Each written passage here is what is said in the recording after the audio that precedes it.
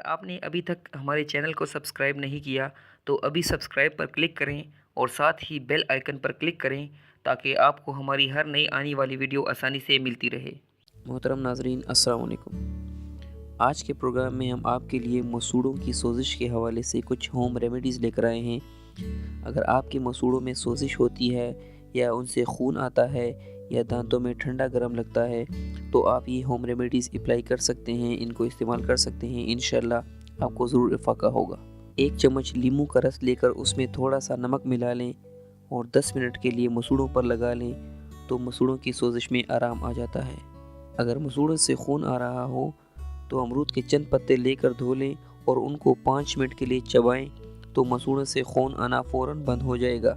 1 गिलास गाजर का जूस लें और उसमें थोड़ा सा पालक का जूस मिलाकर पीने से मसूड़ों की हर किस्म की बीमारी ठीक हो जाती है।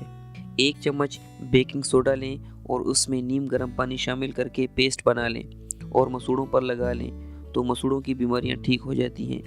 लेकिन ये अमल हफ्ते में सिर्फ 1 बार करना चाहिए। टूथब्रश करने से पहले मसूड़ों पर थोड़ा सा खालिस शहद लगा लें और इसके 10 मिनट बाद ब्रश कर लें। हमेशा नरम रेशों वाला टूथब्रश इस्तेमाल करें।